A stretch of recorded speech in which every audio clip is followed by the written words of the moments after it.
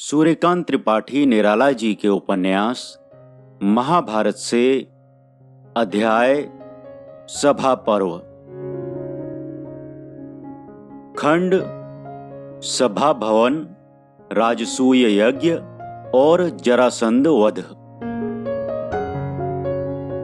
कृष्ण के कहने पर मैं दानव कैलाश के उत्तर गया। वहां दानवों की एक राजधानी थी।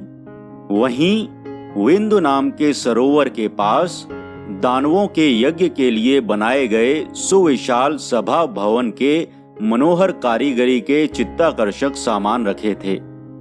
मैं दानव यह सब एकत्र कर खांडव प्रस्थ ले आया। खांडव दाह के बाद कृष्ण अर्जुन के साथ पांडवों के पास चले आए। मैं को देखकर कृष्ण बहुत प्रसन्न थे। उन्होंने महाराज युधिष्ठिर से उसकी तारीफ की।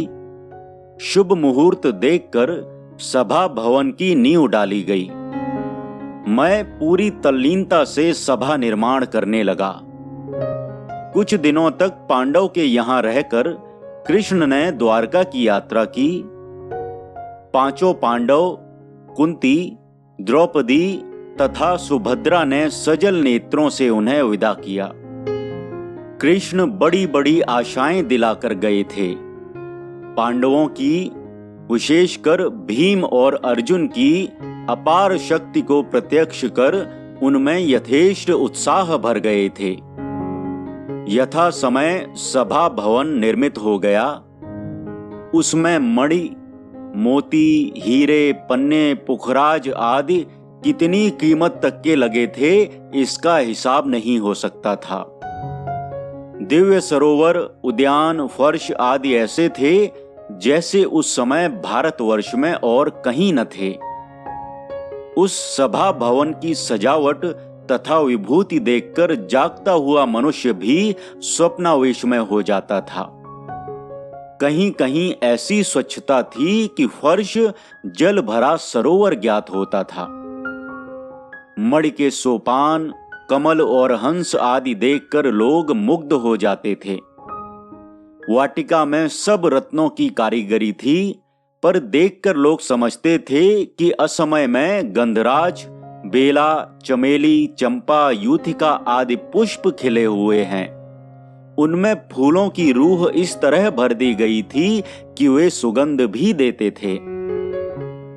शुभ समय निश्चित कर महाराज युधिष्ठिर इसी भवन में राज सिंहासन पर आसीन हुए। भांति भांति के उत्सव होने लगे। ब्राह्मणों को पकवान आदि भोजन करा के प्रचुर दक्षिणा दी गई। देश देश के कलावंत आए और अपनी विद्या का प्रदर्शन कर गए। इसी समय देवर्षि नारद ने आकर युधिष्ठिर की बड़ी प्रशंसा की। सभा भवन को देखकर महाराज युधिष्ठिर के अपार ऐश्वर्य का निश्चय कर नारद जी ने उन्हें राजसूय यज्ञ करने के लिए कहा। एक दिन महाराज युधिष्ठिर ने मंत्रियों को बुलाकर उनकी भी राय ली। सबने समस्वर से राजसूय यज्ञ के लिए सलाह दी, परंतु इसके लिए दिग्विजय की आवश्यकता है और यह प्रजा के पूर्ण सहयोग से ही हो सकता है। ऐसा विचार कर महाराज युधिष्ठिर ने एक दिन उसी सभा भवन में अपनी सारी प्रजा का आवाहन किया। प्रजा युधिष्ठिर के शासन से परम प्रसन्न थी। उसकी शिक्षा का पूरा प्रबंध हो चुका था। वाणिज्य का भी विस्तार प्रजा की श्रीवृद्धि के लिए किया जा चुका था। उन्हें शास्त्र तथा शस्त्रों में पारंगत करने के उद्योग भी जारी थे। उनकी सेवा शुश्रूषा का भी राज्य की ओर से प्रबंध था। पुनः पांडव पांचों भाई उनसे अपने सगे संबंधियों की तरह वार्तालाप करते थे। राजा प्रजा वाला भाव न रखते थे। इसलिए प्रजाजन एकत्र होकर राजसूय यज्ञ की बातें सुनकर फूले न समाये और बड़े हर्ष से महाराज युधिष्ठिर की सहायता के लिए तैयार हो गए। सब तरफ से निश्चय कर युधिष्ठिर ने दूत भेजकर द्वारका से कृष्ण को बुलवाया। महाराज युधिष्ठिर का आमंत्रण पढ़कर उसी समय कृष्ण जी भेजे हुए रथ पर सवार होकर महाराज युधिष्ठिर से मिलने के लिए चल दिए। श्री कृष्ण को देखकर धर्मराज युधिष्ठिर बहुत प्रसन्न हुए। राजसूय यज्ञ का संकल्प उन्हें सुनाया। श्री कृष्ण भारत में धर्म राज्य की स्थापना चाहते थे। उसका बीज अंकुरित हो रहा है देखकर उन्होंने महाराज युधिष्ठिर को इस कार्य के लिए प्रोत्साहन दिया। एक अड़चन बताई कि मगध राज्य का राजा जरासंध जब तक जीवित है तब तक यह शुभ कार्य नहीं हो सकता, क्योंकि वह सबको रोकेगा और उसके पराक्रम के भय से दूसरे नरेश इस यज्ञ में सम्मिलित न होंगे। पुनः श्री कृष्ण ने कहा, महाराज पांडुनंदन, उसकी महाशक्ति से पराजित होकर हमने मथुरा छोड़ दी और समुद्र के बीच द्वारका में राजधानी स्थापित की है। वह राजाओं को कैद कर नरमेध यज्ञ करना चाहता है। यदि हम उस पर विजय प्राप्त कर सके तो अनेक राजे प्राणदान पाकर हमेशा के लिए हमारे पक्ष में हो जाएंगे।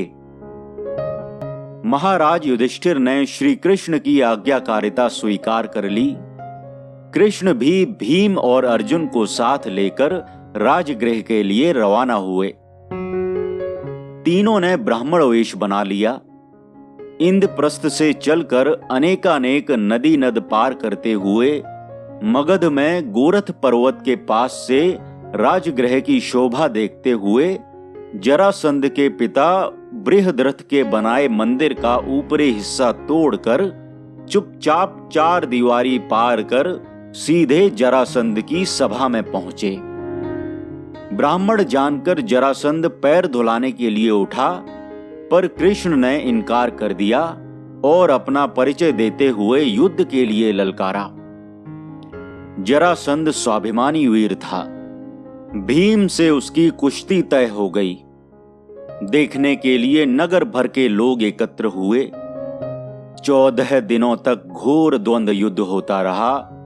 अंत में जरासंध थक गया। भीम ने उसके पैर पकड़कर पृथ्वी पर पटक दिया और उसका एक पैर लात से दबाकर दूसरा पकड़कर बीच से फाड़ डाला। जरासंध के वध से नगर के लोग बड़े भयभीत हुए, पर कृष्ण ने सबको धैर्य दिया। फिर कोटागृह में जाकर राजाओं को मुक्त किया। भीम का पराक्रम देश देशांतरों तक फैल गया। राजागण भीम तथा कृष्णार्जुन के कृतज्ञ होकर अपने अपने राज्य को गए। प्रसन्न चित्त से सब लोग इंद्रप्रस्थ में महाराज युधिष्ठिर से मिले। खंड दिग्विजय और शिशुपाल वध। राजसूय यज्ञ के लिए दिग्विजय आवश्यक हो गई। राजाओं से कर लेकर उन्हें आमंत्रित करना था। महाराज युधिष्ठिर ने सलाह करके चारों भाइयों को एक एक दिशा में भेजा। सबके साथ विशाल चतुरंगिनी सेना चली। भीम पूर्व दिशा को चले।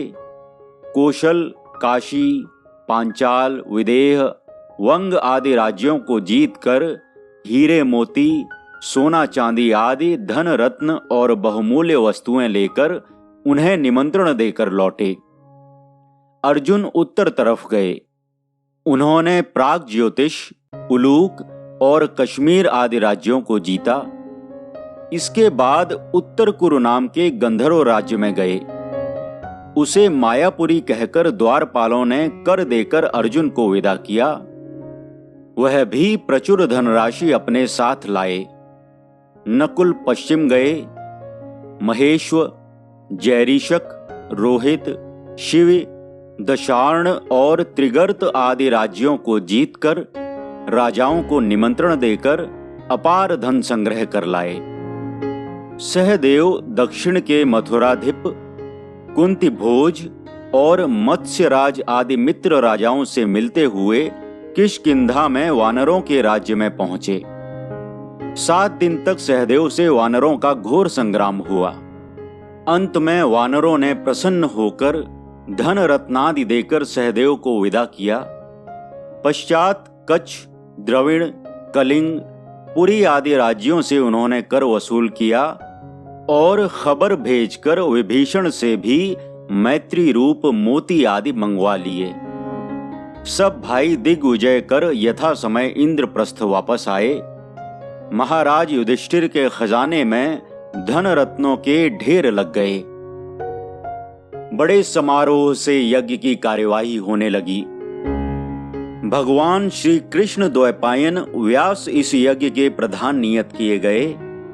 धौम्य तथा याज्ञवल्क्य वसु के पुत्र और पौत्र होते हुए इनके शिष्यादि सहायक रहे।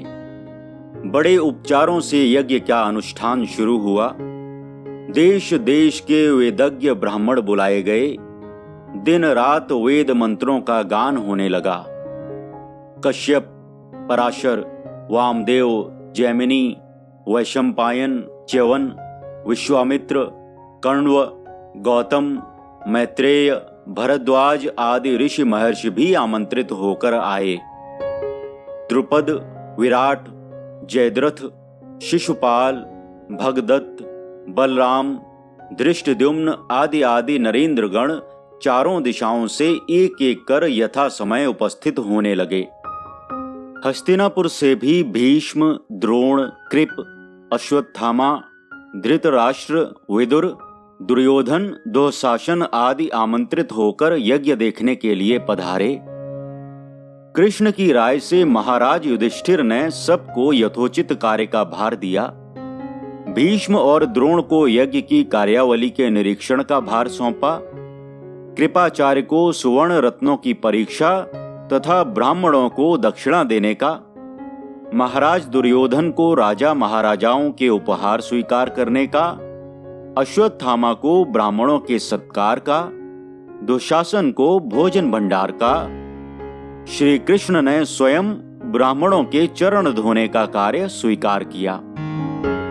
जब सब राजा एकत्र हो गए और सबके आदर सत्कार की बारी आई तो महाराज युधिष्ठिर ने पितामह भीष्म को प्रणाम करके पूछा कि किसकी पूजा पहले होनी चाहिए। भीष्म ने कहा, यहां उपस्थित लोगों में कृष्ण ही सबसे श्रेष्ठ हैं। सुनकर सहदेव कृष्ण के पैर पखारने लगे। शिशुपाल को यह कार्य बड़ा बुरा लगा। वह भीष्म तथा कृष्ण को गालियां देने लगा। उसने कहा, यह राजाओं का अपमान किया गया है। वृद्ध भीष्म की बुद्धि मारी गई है। यहां तो कृष्ण के पिता भी मौजूद हैं, तो क्या वह अपने पिता से भी बढ़कर हो गया? भगवान व्यासदेव, आचार्य द्रोण आदि पूज्यपाद पुरुष प्रवरों के रहते कृष्ण की पूजा करके पांडवों ने तथा वृद्ध भीष्म ने मूर्खता प्रदर्शित की है। यदि राजा की पूजा करनी थी तो यहाँ नरेंद्र, शिरोमणि, दुर्योधन, शाल्व, शल्य, रुक्मी आदि विद्यमान थे। मेरी समझ में न आया कि कृष्ण सर्वश्रेष्ठ कैसे हो गया।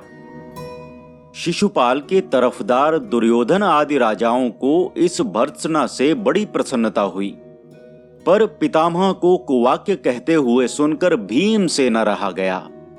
गुस्से से उनका सारा बदन भर गया। वह झपट कर शिशुपाल की ओर चले तो भीष्म ने उन्हें पकड़कर स्नेह की दृष्टि से देखते हुए शांत किया। श्री कृष्ण चुपचाप खड़े हुए गालियां सुनते रहे। शिशुपाल कृष्ण की बुआ का लड़का था। बचपन में शिशुपाल को बदमाश जानकर उसकी माता ने कृष्ण से कहा था, इसके 100 कसूर भी माफ कर देना। कृष्ण इसीलिए शांत भाव से खड़े सुन रहे थे। कृष्ण को गालियां देकर शिशुपाल फिर भीष्म को जली कटी सुनाने लगा। इन राजाओं को धन्यवाद है जिनके कारण हे भीष्म तुम्हारी और कृष्ण की जान बची हुई है। कई गालियां खा चुकने पर भीष्म का धैर्य जाता रहा। वह क्रोध में आकर बोले, चेदीश्वर शिशुपाल, तुम मुझे जानते हो। तुम तो एक शिशु हो। तुम मेरे मुकाबले क्या आ सकोगे? तुम्हारे तरफदार सब राजाओं के साथ क्षण मात्र में मैं तुम्हें यमलोक दिखा सकता हूं। महावीर भीष्म के भव्य मुखमंडल की चढ़ी हुई आंखें और टेढ़ी भौहें देखकर शिशुपाल दब गया, पर आवेश में आकर फिर कृष्ण को गालियां देने लगा। सभा के सभी नरेंद्र स्तब्ध हो रहे थे और शीघ्र किसी विपत्ति के होने की शंका कर रहे थे। कृष्ण क्षमा करते गए। इधर शिशुपाल की 100 गालियां पूरी हो गईं, पर क्रोधांध कब रुकता है, उसने पुनः गाली दी। इस बार कृष्ण के होंठ भड़क उठे, आंखें लाल हो गईं। उनका वह चेहरा ही बदल गया। उन्हें देखकर उनके विरोधी दहल उठे। कृष्ण ने अपना प्रसिद्ध अस्त्र सुदर्शन चक्र लेकर शिशुपाल की ओर चला दिया। देखते देखते उसका सिर कटकर जमीन पर आ गिरा। नरेंद्र मंडल में आतंक फैल गया। महाराज युधिष्ठिर ने हाथ जोड़कर कृष्ण जी की विनय करते हुए उन्हें शांत किया, पश्चात राजाओं को परितृप्त किया।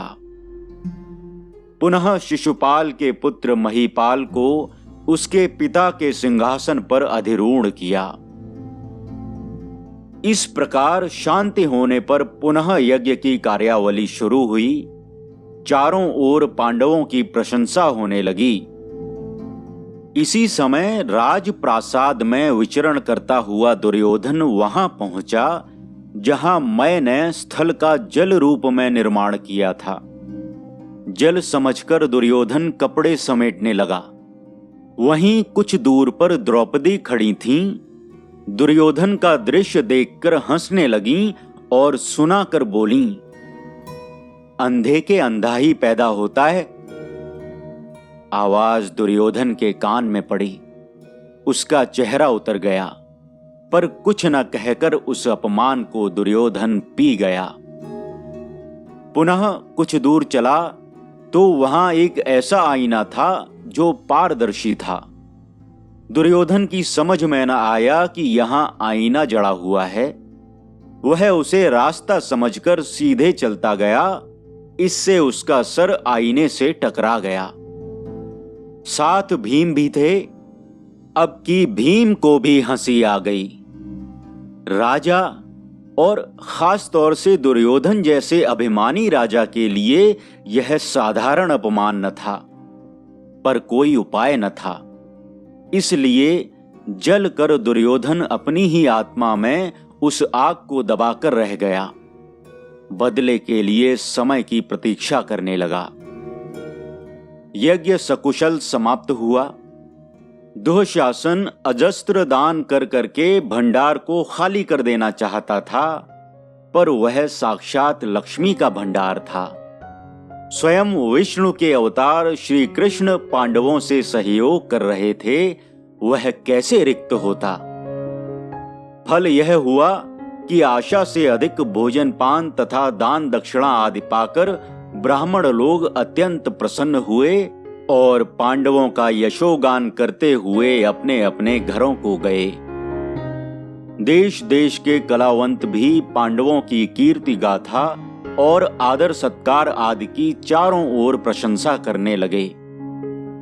नरेंद्र मंडल भी सब तरह से सुखी तथा पांडवों के आतिथ्य से प्रीत होकर विदा हुआ। श्री कृष्ण को काफी समय लग गया। सबके चले जाने के बाद उनकी विदाई हुई। उनकी बहन सुभद्रा भी भाई के साथ गईं। द्वारका पहुंचकर कृष्ण ने देखा द्वारका की वह शोभा नष्ट भ्रष्ट कर दी गई थी। पूछने पर मालूम हुआ कि शिशुपाल का मित्र शाल्व अपने मित्र का बदला लेने के लिए कृष्ण की अनुपस्थिति में वायुयान द्वारा आकाश मार्ग से द्वारका पर चढ़ आया था। साथ उसकी सेना भी आकाश मार्ग से लड़ रही थी। द्वारका के अधिकांश वीर पांडवों के यहां आमंत्रित होकर चले गए थे। शत्रु पक्ष आकाश मार्ग से परशु, भल्ल, शक्ति, तोमर, शतग्नि आदि अस्त्र शस्त्रों की वर्षा कर द्वारका को ध्वस्त करने लगा। तब प्रद्युम्न के सेनापतित्व में एक सेना शत्रु का सामना करने के लिए चली। शाल्व पराजित होकर भाग गया है सुनकर कृष्ण को बड़ा क्रोध आया। उन्होंने उसी क्षण चतुरंगिनी सेना लेकर शाल्व की राजधानी पर चढ़ाई की। शाल्व वायुयान पर चढ़कर समुद्र की ओर भाग गया। कृष्ण के पास वायुयान न था। वह भूमि से ही उसका मुकाबला करने के लिए समुद्री तट घेरे रहे। वह लौटा और कृष्ण पर शरों के प्रहार करने लगा। कृष्ण ने नीचे से ही उसके तीर काट दिए और दिव्यास्त्र द्वारा उसके वायुयान के 2 खंड कर दिए। शाल्वी पृथ्वी पर चक्कर खाता हुआ आ गिरा। कृष्ण ने उसे पकड़कर खड्ग द्वारा उसके 2 टुकड़े कर दिए। इस प्रकार बदला लेकर द्वारका लौटे। खंड द्यूत क्रीड़ा और द्रौपदी का चीरहरण। विदा होकर हस्तिनापुर आने पर दुर्योधन की ईर्ष्या की आग सहस्रों लपटों से जलने लगी।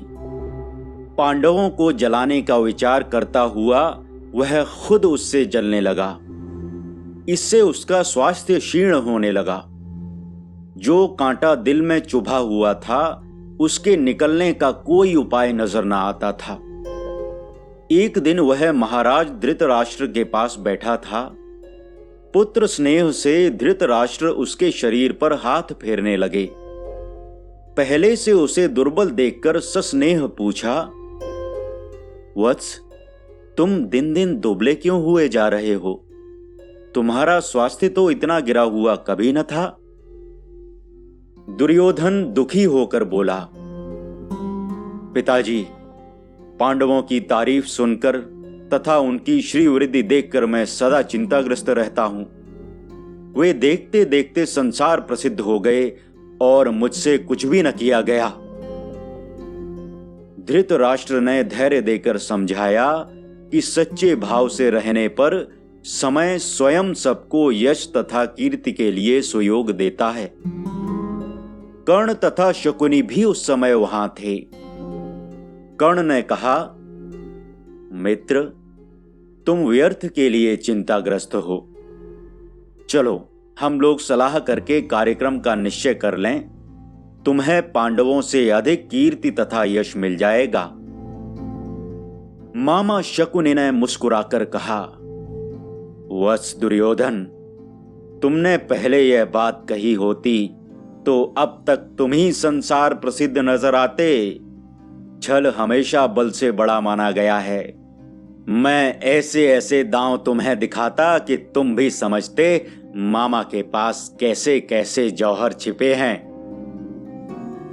प्रसन्न होकर कर्ण और शकुनी को साथ लेकर दुर्योधन एकांत में गया।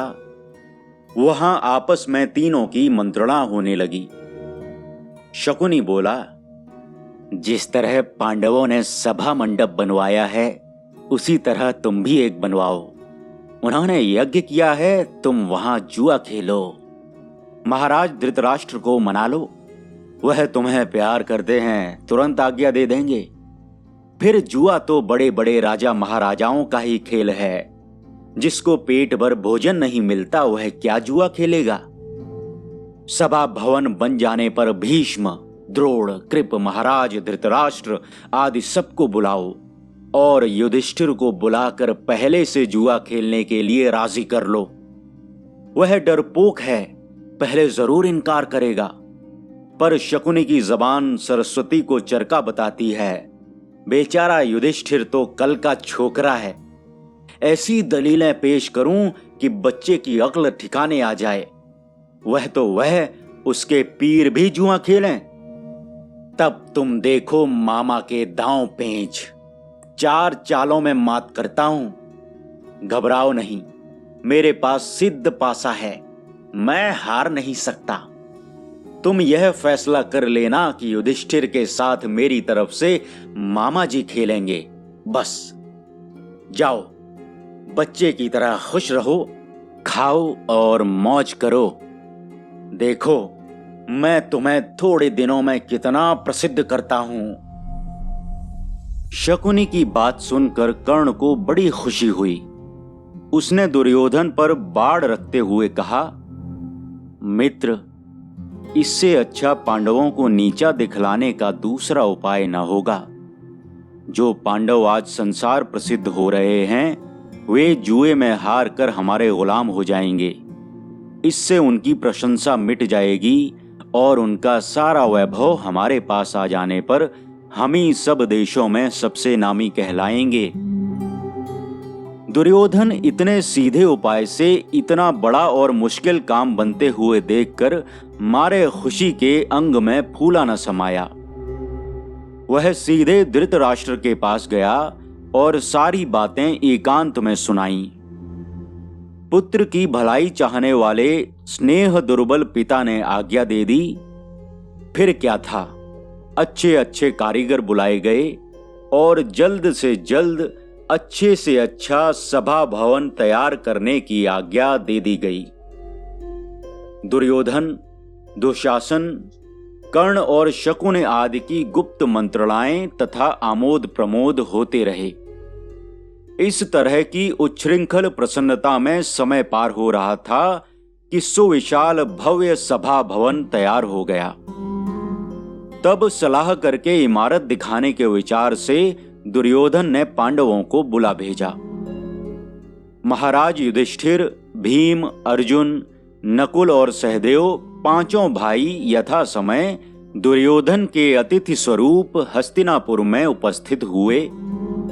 पांडवों को देखकर हस्तिनापुर के लोग अत्यंत प्रसन्न हुए और बड़े प्रेम से पांचों भाइयों से मिले। महाराज युधिष्ठिर आदि पांचों भाइयों ने भीष्म, द्रोण, कृप, अश्वत्थामा, धृतराष्ट्र और गांधारी आदि के यहाँ जा जाकर उन्हें प्रणाम किया। उनका शुभ आशीर्वाद प्राप्त कर भाई दुर्योधन, दुशासन आदि से मिले।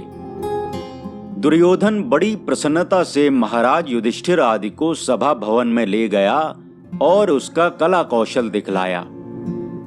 फिर कहा, भाई, यह सभा भवन हमने द्यूत क्रीड़ा के विचार से बनवाया है। पिताजी ने भी इसके लिए आज्ञा दी है। महाराज युधिष्ठिर ने सुनकर कहा, जुआ खेलना तो पाप है। वहीं शकुनी भी था। जोर से हंसकर बोला, युधिष्ठिर, धर्म की डींग हाँकने वाले जैसे खुद बेवकूफ होते हैं, वैसे ही दूसरे को भी समझते हैं। तभी तो उन्हें यह पाप है और यह पुण्य है कहकर शिक्षा दिया करते हैं। तुम अक्ल वाले आदमी हो।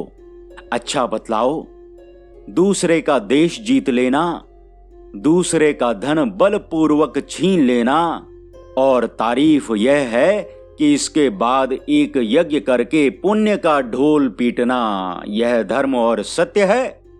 यह पुण्य है? बतलाओ, आदमियत क्या कहती है? और यहां तो दो मनुष्य, दो राजे बैठकर जुआ खेलेंगे। न लड़ाई, न झगड़ा, न आदमी कटेंगे, न त्राही तराही होगी। जो जीता वह ले गया, बस। तुम इसे पाप कहते हो? तुमको मालूम हो कि इसके देखने के लिए भीष्म, द्रोण, कृप, विदुर आदि सब धर्मात्मा बुलाए जाएंगे। महाराज धृतराष्ट्र भी पधारेंगे और जो नतीजा हासिल होगा सुनेंगे। फिर यह पाप कैसे हो गया? महाराज युधिष्ठिर ने कहा, यदि हमारे गुरुजन भी जुआ देखने के लिए आएंगे तो ठीक है। दुशासन बोला, यह जुआ महाराज दुर्योधन और आप में होगा। महाराज दुर्योधन खुद न खेलेंगे, उनकी तरफ से मामा शकुनी पांसा फेंकेंगे। हार जीत महाराज दुर्योधन की होगी। युधिष्ठिर ने इसका उत्तर न दिया। दूसरे दिन दरबार लगा। हस्तिनापुर के बड़े बड़े लोग सभा भवन में आमंत्रित होकर आए। भीष्म, द्रोण, कृप, अश्वत्थामा, विदुर, महाराज धृतराष्ट्र आदि के आसन सुशोभित हो गए। हस्तिनापुर के खासो आम सब एकत्र हुए। युधिष्ठिर को सादर साथ लेकर दुर्योधन भी भाइयों तथा शकुनी और कर्ण के साथ पहुंचा। दो अलग अलग टुकड़ियां हो गईं। एक ओर कौरव बैठे, एक ओर पांडव। हस्तिनापुर के लोग परस्पर वार्तालाप करने लगे कि दुर्योधन के कारण इस वंश की कुशल न होगी। बीच में खेलने की जगह करके दांव रखा गया। महाराज युधिष्ठिर ने पासा फेंका पर कुछ न हुआ। अब शकुनी पासा लेकर उंगलियों में खड़खड़ाने लगा। महाराज युधिष्ठिर ने धन रत्नों की बाजी लगाई। शकुनी ने पासा फेंका, उसका दांव आ गया। कौरव ठहाका मारकर हंसने लगे। भीष्म और विदुर आदि को यह बड़ा बुरा लगा, पर राज दरबार के विचार से मौन बैठे रहे। दोबारा महाराज युधिष्ठिर ने अपने राज्य की बाजी लगाई। शकुनी का दांव फिर आया। कौरवों के हर्ष की सीमा न रही। तिबारा युधिष्ठिर ने अपने साथ चारों भाइयों को दांव पर रखा। फिर शकुनी का पांसा पड़ा। दुर्योधन ने बड़ी शान से भीम की तरफ देखा। भाई का ख्याल कर भीम चुप हो रहे। युधिष्ठिर ने कहा, अब तो मैं सर्वस्व हार चुका, अब क्या खेलूं? शकुनी ने कहा, अब द्रौपदी को रखो। इस बार तुम जीते तो जो कुछ हार चुके हो सब वापस ले जाओ। युधिष्ठिर को नष्ट संपत्ति का लोभ हुआ। दांव पर उन्होंने द्रौपदी को भी लगा दिया। सभा के सज्जन लोग घोर पाप की आवाज लगाने लगे, पर कुछ फल न हुआ। शकुनी ने पांसा फेंका, फिर उसका दांव पड़ा। द्रौपदी की जीत से दुर्योधन ने जैसे सारे संसार पर विजय कर ली हो, उसे ऐसी खुशी हुई। मन ही मन धृतराष्ट्र भी खुश थे। दुर्योधन ने विकर्ण को बुलाकर कहा, जाओ, पांसे के समाचार द्रौपदी से कहकर उसे सभा भवन में ले आओ। वह अब हमारी दासी है। सभा के लोग भाइयों का ऐसा पतन देखकर रोने लगे।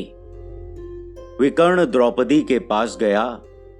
पांसे के समाचार सुनकर द्रौपदी ने पूछा, विकर्ण, महाराज युधिष्ठिर ने पहले अपनी बाजी लगाई थी या मेरी? विकर्ण ने विनीत भाव से कहा, देवी, महाराज युधिष्ठिर ने पहले अपने साथ चारों भाइयों की बाजी लगाई थी। द्रौपदी ने कहा, तो जाओ, सभा में कहो कि द्रौपदी नहीं आना चाहती। महाराज युधिष्ठिर खुद हारकर अपना स्वत्व खोकर मेरी बाजी नहीं लगा सकते, यह अन्याय है। विकर्ण ने सभा में लौटकर द्रौपदी का समाचार दुर्योधन को सुनाया। भीष्म और विदुर आदि विद्वज्जनों ने द्रौपदी की उक्ति का समर्थन किया, परंतु मदांध दुर्योधन को न्याय कब सूझता था। उसने दुशासन को सभा में द्रौपदी को पकड़ लाने के लिए भेजा। दुशासन को देखकर बड़ी विनय से द्रौपदी ने कहा, दुशासन, मेरी लज्जा न लो, मैं कुलवधू हूं। मेरे धर्म की ओर देखो, फिर इस समय मैं रजस्वला हूं। दुशासन ने द्रौपदी की विनय पर ध्यान न दिया। उसकी क्रूर मुद्रा देखकर द्रौपदी गांधारी के महल को भागी, किंतु दौड़कर दुशासन ने खुले बाल पकड़ लिए और घसीटता हुआ सभा भवन को ले चला। सभा में पहुंचकर भीष्म की ओर देखकर रोती हुई द्रौपदी बोली, पितामह, क्या आपके कुल की यही मर्यादा है? क्या महाराज युधिष्ठिर अपनी बाजी लगाने के बाद हार कर मेरी बाजी लगा सकते थे? अब भीष्म से न रहा गया। उन्होंने कहा, बेटी, न्याय तेरी तरफ है। कौरवों का अत्याचार पृथ्वी सहन न कर सकेगी। कृष्णा को विवश सजल नेत्रों से असहाय पतियों की ओर देखते हुए देखकर वीर श्रेष्ठ भीम से न रहा गया। वह भीषण सिंहनाद से सभास्थल को विकंपित करते हुए बोले, हे सूर्य, हे व्योम, हे भीष्म, प्रमादग्रस्त युधिष्ठिर के अन्याय कार्य के कारण निरपराधिनी कृष्णा का जिस हाथ से नीचात्मा दुशासन ने केश कर्षण किया है, उस हाथ को मैं युद्ध में उखाड़कर फेंक दूंगा। तुम्हें साक्षी कर प्रतिज्ञा करता हूं। सभास्थल तथा कौरव कुछ काल के लिए भय से थरथर कांपने लगे। अर्जुन ने भीम को पकड़कर आश्वस्त करते हुए बैठा दिया, पर भीम को उत्तेजित करने के विचार से दुर्योधन द्रौपदी को देखकर अपनी जांघ पर थपकियां मारता हुआ बैठने का इशारा करने लगा। भीम क्रुद्ध थे ही पुनः दर्प से उठकर खड़े हो गए और वैसे ही गरज कर बोले, दुष्ट दुर्योधन ने जिस जांघ पर बैठने के लिए इशारा करके कृष्णा का अपमान किया है, मैं अपनी भीम गदा के प्रचंड घात से उसकी उस टांग को तोड़ दूंगा। इस बार धृतराष्ट्र को बहुत बुरा लगा, पर सब लोग विपत्ति की चिंता करने लगे। अर्जुन ने फिर भीम को शांत करके बैठाया। चिढ़कर दुर्योधन ने दुशासन को आज्ञा दी, द्रौपदी मेरी दासी है, इस सभा में उसे नंगी करो। त्रस्त होकर द्रौपदी ने सभा के मनुष्य से लाज बचाने की प्रार्थना की, पर सब लोगों ने सिर झुका लिया। तब कृष्णा को कृष्ण की याद आई। सजल आंखों ऊंचे स्वर से पुकार पुकार कर कहने लगी, हे दीन बंधु, हे भक्त वत्सल, हे करुणा सागर कृष्ण, इस विपत्ति में तुम ही मेरे उद्धार करता हो। दासी की लाज तुम्हारे ही हाथ है भगवान। भगवान कृष्ण का मन चंचल हो उठा। वह अपने पूर्ण रूप की ओर जाने लगे तो द्रौपदी की दशा उनके ध्यान नेत्रों के सामने आ गई। वह इस अत्याचार से चकित हो गए और माया का स्मरण किया। माया हाथ जोड़कर सामने खड़ी हो गई। भगवान कृष्ण ने कहा, हस्तिनापुर की राजसभा में द्रौपदी का वस्त्र हरण हो रहा है, जाओ उसे नग्न न होने दो। द्रौपदी हाथ जोड़े हुए प्रार्थना करती जाती थी। दुशासन वस्त्र खींचता जा रहा था। वह खींचते खींचते थक गया, हार कर बैठ गया। द्रौपदी की प्रार्थना से धृतराष्ट्र को भी दया आ गई। उन्होंने कहा, बेटी तू मांग, क्या मांगती है? द्रौपदी ने आंसू पोंछकर कहा, महाराज, युधिष्ठिर जो कुछ हार चुके हैं वह सब वापस कर दीजिए। महाराज धृतराष्ट्र ने कहा, बेटी तेरे लिए हमने वह सब वापस कर दिया। यह कहकर वह सभा भवन से चले गए। रास्ते में दुर्योधन के मित्रों ने कहा, आपने दुर्योधन के लिए बड़ा बुरा किया। भीम की प्रतिज्ञा आप सुन चुके हैं। धृतराष्ट्र को पुत्र स्नेह ने फिर दबाया। उन्होंने बचने का उपाय पूछा। उन मित्रों ने कहा, राज्य वापस देकर 12 साल के वनवास और 1 साल के अज्ञातवास की बाजी पर फिर जुआ हो। इस तरह पांडव हार कर राज्य पाने का मौका ही न पाएंगे, न दुर्योधन मारा जाएगा। धृतराष्ट्र ने फिर आज्ञा दे दी। लाचार होकर युधिष्ठिर को फिर खेलना पड़ा, क्योंकि राज्य प्राप्ति के लिए धृतराष्ट्र की यह शर्त भी जोड़ दी गई। इस बार भी युधिष्ठिर ही हारे। सूर्यकांत त्रिपाठी निराला जी के उपन्यास महाभारत से अध्याय सभा पर्व। वाचनकर्ता अमित पांडे।